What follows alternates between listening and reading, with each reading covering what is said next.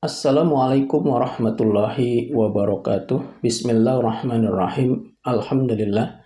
Sahabatku sekalian, beberapa hari yang lalu kita sering menyaksikan tayangan video melalui media sosial, di mana dalam video tersebut terlihat seorang oknum ormas yang sedang melakukan interogasi kepada seorang pemuda.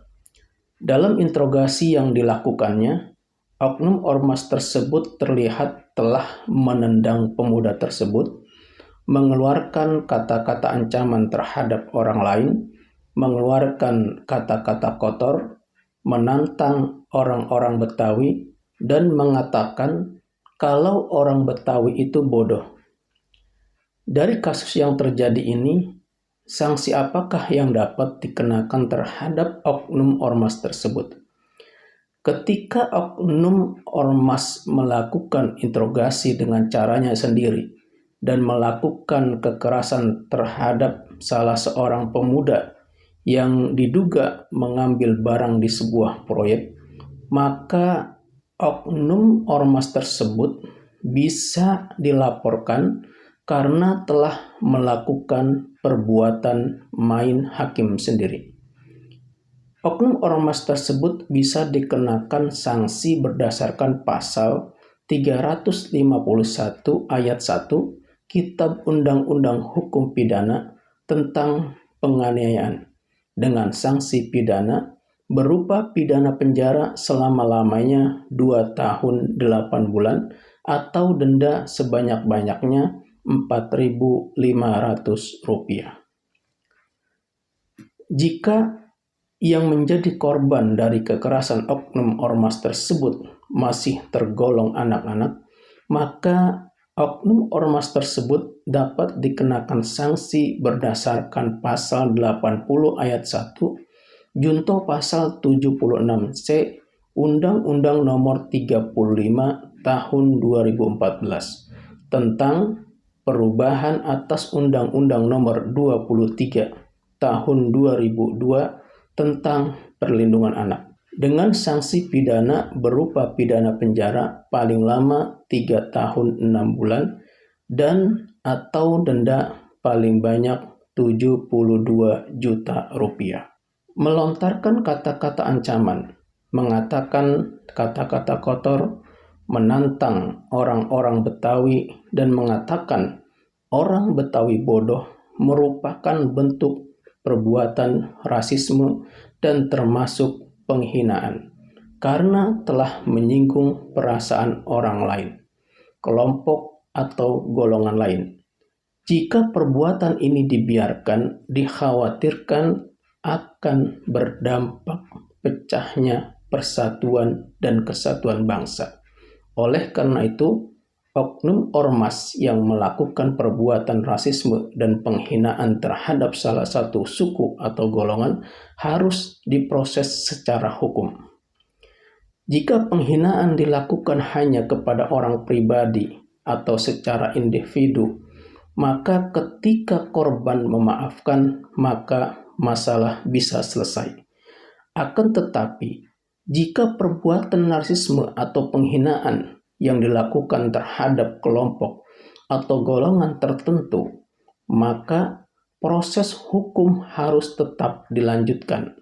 Hal ini tentu agar terciptanya kepastian hukum, memberikan efek jera, dan untuk menjaga persatuan dan kesatuan bangsa.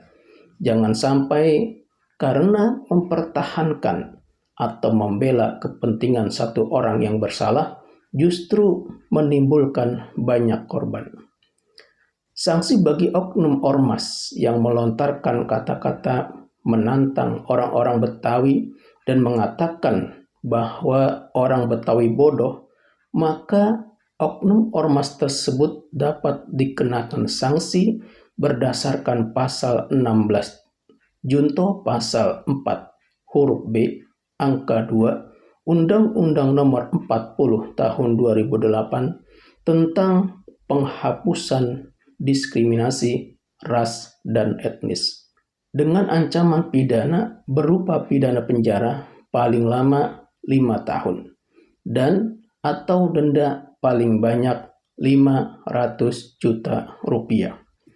Selain itu, karena kata-kata oknum ormas tersebut tersebar melalui informasi elektronik seperti melalui media sosial, maka oknum ormas dan orang-orang yang menyebarkan informasi elektronik tersebut dapat dikenakan sanksi berdasarkan pasal 45A junto pasal 28 ayat 2 Undang-Undang Nomor 19 Tahun 2016 tentang perubahan atas Undang-Undang Nomor 11 Tahun 2008 tentang informasi dan transaksi elektronik dengan ancaman pidana berupa pidana penjara paling lama 6 tahun dan atau denda paling banyak 1 miliar rupiah.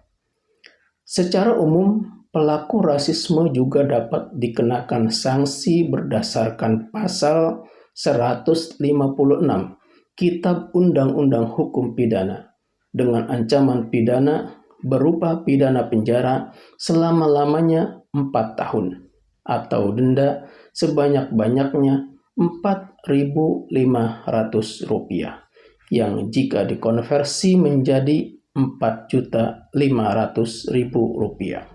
Pada pasal 156 Kitab Undang-Undang Hukum Pidana dikatakan, barang siapa menyatakan di muka umum perasaan kebencian atau penghinaan terhadap sesuatu atau beberapa golongan isi negara Republik Indonesia dipidana dengan pidana penjara selama-lamanya 4 tahun atau denda sebanyak-banyaknya 4.500 rupiah.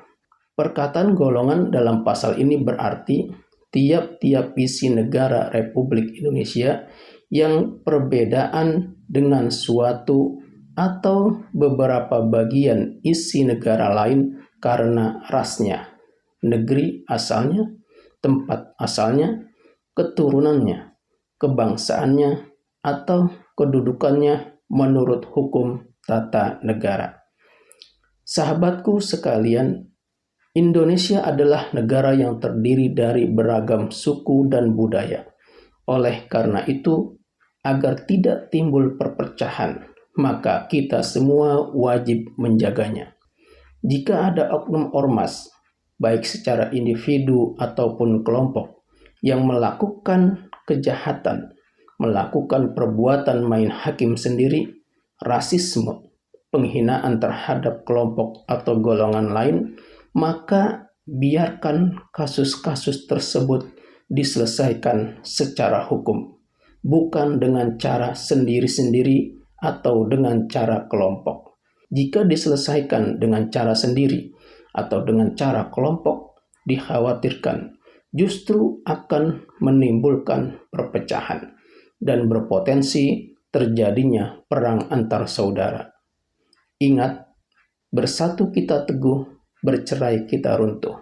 Sahabatku sekalian, demikian yang saya sampaikan. Semoga bermanfaat. Wassalamualaikum warahmatullahi wabarakatuh.